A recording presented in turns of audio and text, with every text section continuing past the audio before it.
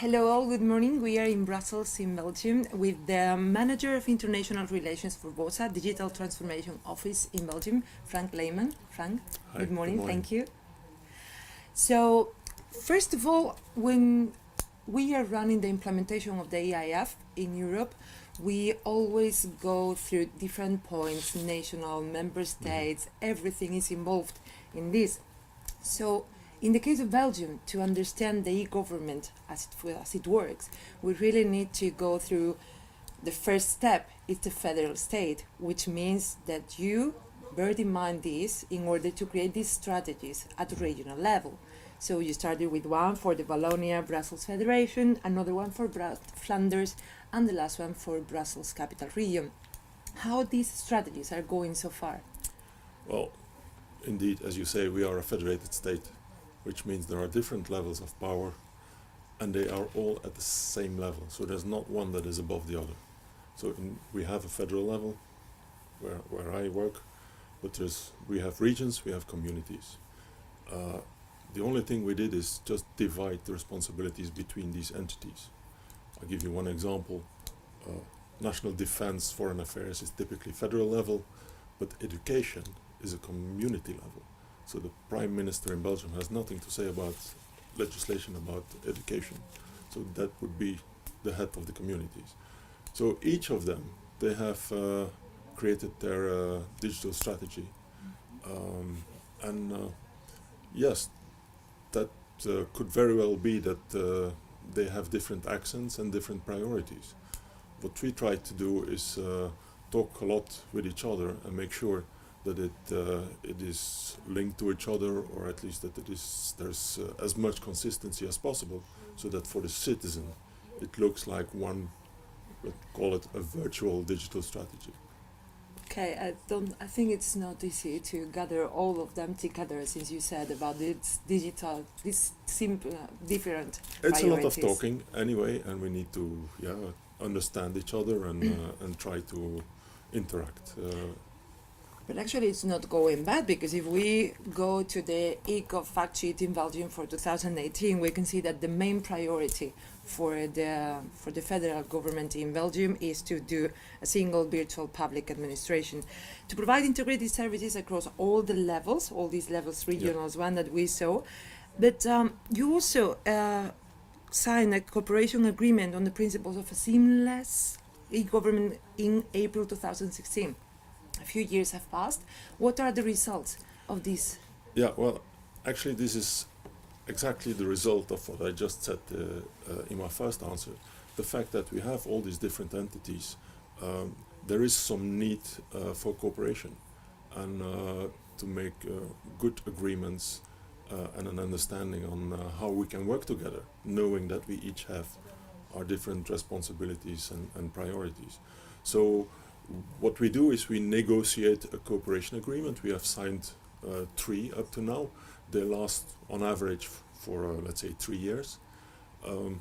It's a politically loaded negotiation. So, but once that is done, we can become very productive. We are a bit away from the political ups and downs. And we can focus on producing. So we put on paper what we will do for the coming years, who will do what, who will finance what, and that we put on paper in an agreement. And once that is done, we can become very productive. So that's why we try to have at least this way of working together put on an agreement in a paper. Sounds really good. Actually, you have been working on this since the early 2000s. It's again, it's a lot of talking and it's negotiation, and that's not always easy. But once we are there, we can become very productive. Yeah. And actually, that's one of the main roles of the digital transformation offices, which gathers all this talking, all these Amongst negotiations, others, yeah. agreements, and so on. And actually, they are providing this. They're implementing the Belgian digital agenda, but Yeah. also they are providing support in the digitalization of public administrations. What is this kind of support? What is the role specifically of this digital transformation office? Well, the Digital Transformation Office actually does what we did before. Before we were a separate federal public service for ICT. Some 1.5 years ago, the government decided to merge the three horizontal cross ministries, which is budget, personnel, and ICT, into one organization. And we, at the same time, reorganized ourselves into a digital transformation office. We still do the same as before, which is taking care of the back office and the security aspects, and making sure that everybody can talk to everybody in a secure way.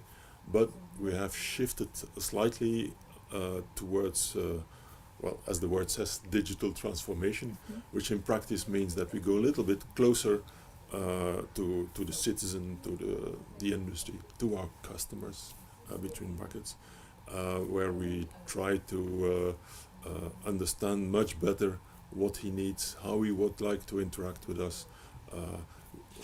Typically what you would call the user experience side of it. We try to make sure that we understand this really well, so that we can translate that into appropriate services. So, as part of the e-com strategy for Belgium in 2015, Digital Belgium was introduced.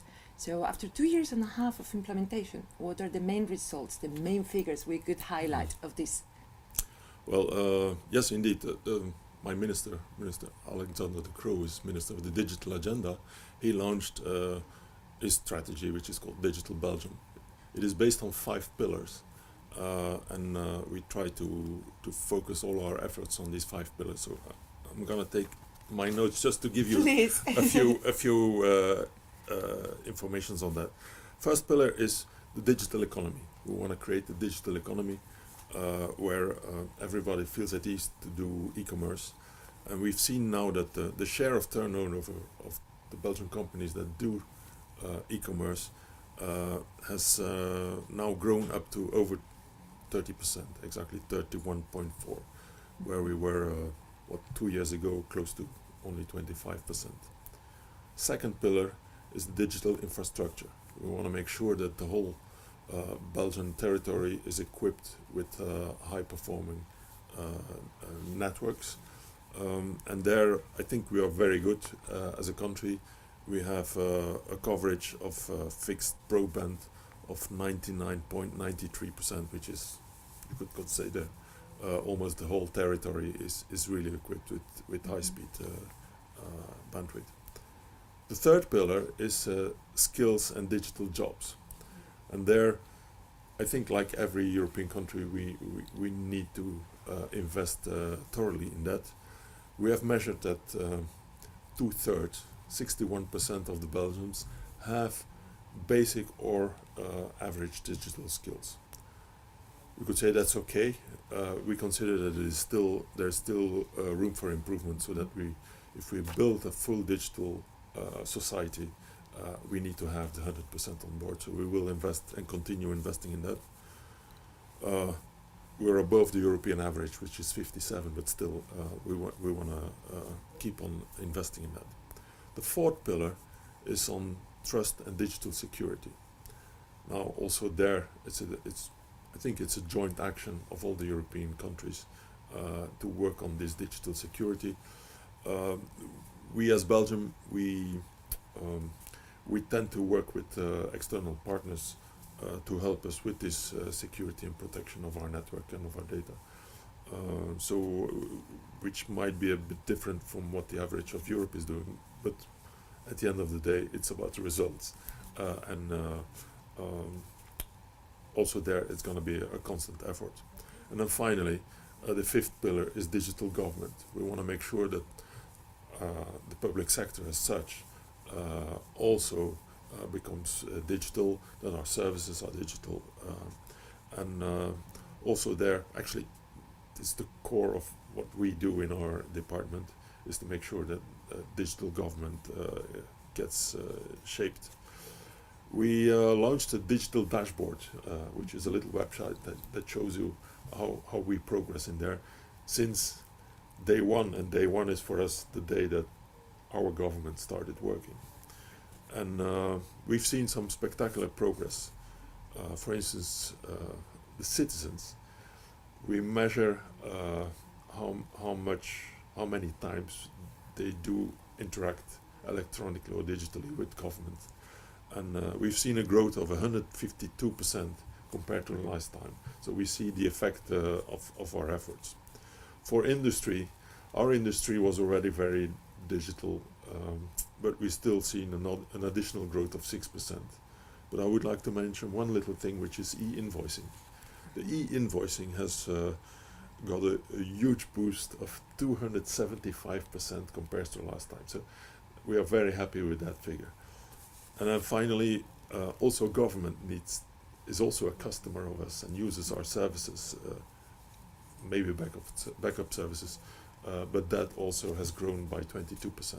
So we've seen that in the 5 pillars, we've made significant progress, and we intend to continue that in the coming years. Okay, that's what happens at national level, but then if we escalate a little bit and we go to the European level, we see that last year in Estonia, when we signed the ECOF Ministerial Declaration, 32 EU countries committed to implement the digitalization of public administrations, and for that they enshrined the European interoperability framework as the roadmap for this. We understand that digitalizing public administrations is not easy. Maybe at national level could be simpler than at European level, when you have to gather all the member states together, all these strategies together. But now the question is, what are the challenges that Belgium specifically is facing when trying to implement the European interoperability framework in the country? Well, for us, it was actually very good news to see the European interoperability framework. We consider Belgium a little bit as a little Europe.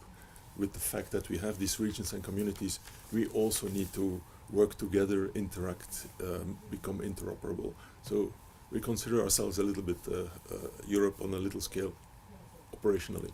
So the EIF is just an extension of that. So for us, this is the continuity of what we have organized at Belgian level. It has a lot of advantages because it really describes in detail every piece of the puzzle. For us, it helps us a lot in two ways. First of all, we can compare what we have with what the EIF is suggesting and see, for instance, what is missing. Try to understand what is missing and how we could complement it. And secondly, we also can look at it in a way where we can notice for instance, duplicates. Two different modules that are closely doing the same or overlapping. Also there, it allows us to analyze and to see how we can reduce cost in future by adapting more to the EIF3 as much as possible. So for us, it's a really useful tool. Not only the EIF, we are aware of the fact that the DTO has also, Digital Transformation Office, has also recently mapped their architecture upon the European interoperability reference architecture. So what were the benefits after this mapping? Well, this was actually exactly what I just said, is being able to find the gaps and being able to see what is overlap.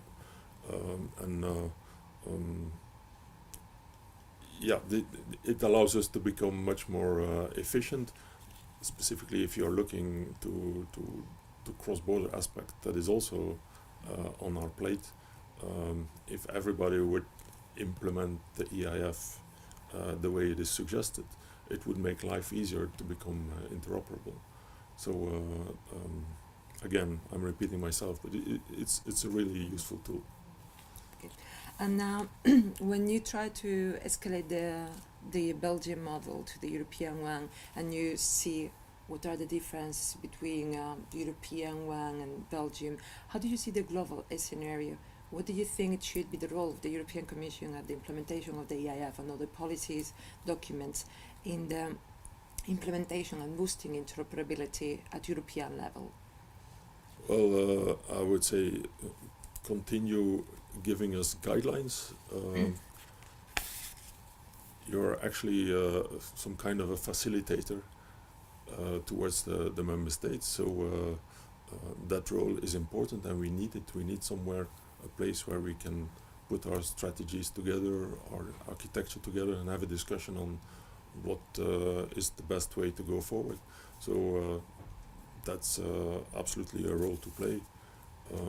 And again, with the European single market being one of the goals at the very short future, this is absolutely a role that we expect from the European Commission. The whole reference architecture is just allowing us to check whether we are on the right track. So again, very useful for us. Okay, so Frank Leyman, Manager of International Relations for Digital Transformation Officer in Belgium, thanks a lot for joining us today. Thank you for keeping Belgium interoperable and making everybody's lives easier.